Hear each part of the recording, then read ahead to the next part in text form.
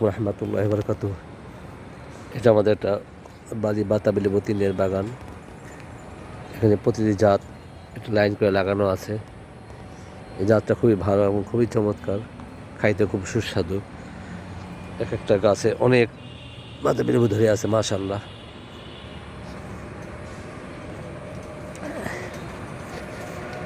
এখানে সবসময় বাতাবি লেবু থাকে, দেখেন অনেকগুলো ধরে আছে মাশাআল্লাহ। এখনো বাড়তি হয়নি পুরোপুরি। প্রতিটি গাছে প্রচুর পরিমাণে ধরে আছে।